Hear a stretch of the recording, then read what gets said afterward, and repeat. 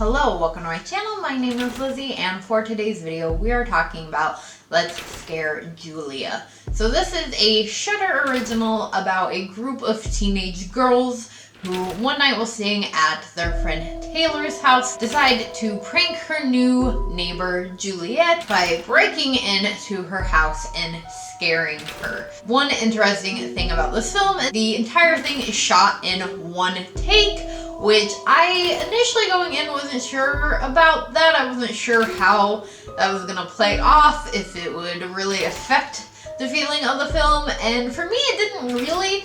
I don't think that it necessarily hurt or improved the film, but I did really like it. I thought that it was a really interesting way to film it, and to be honest, generally I liked the film.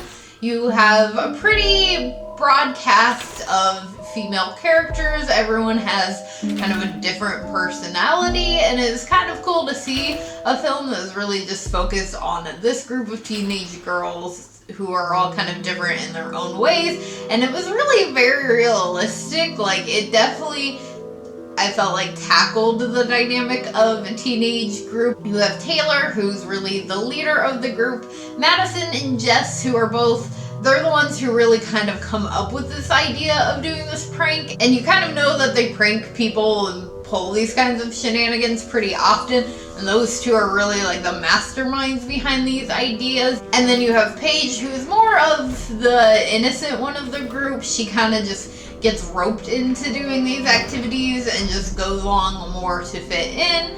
And then really our main protagonist of the movie, I guess you could say, is Emma, and she is Taylor's cousin, and she's the new member of the group. She just gets kind of thrown in and roped into all of this because she is Taylor's cousin. And they really do have like that teen dynamic going on between all of them. I felt like this film really captured very, very well. In general, it was an okay film. The plot didn't really hold up very well. The ending of it wasn't really great. They tried to throw you some twists and turns in it, but they fell flat and they weren't really that like shocking or surprising. In general, it was just a mediocre film, but I did like the way that they shot it, and I did really like the casting and the characters throughout the film. I think everybody did a really good job. So it is an enjoyable film. I think if you have the time, it's not super long, it's less than an hour and a half, so if you just want a little time to kill and you're looking for something different and interesting, this one definitely is, but I wouldn't go into it with too high of hopes. It's not super terrifying by any means, but I do like the fact that, like I said, the way they shot it, but also the fact that the majority of the film does take place in Taylor's house. There's really two houses involved in this. Obviously, Julia's house as well, but we don't really spend any time in that film. The majority of it is done in Taylor's house, and as long as there is someone still in her house during all of these events, they really focus on keeping that as the main location, and I really like that. I kind of like a one location horror film.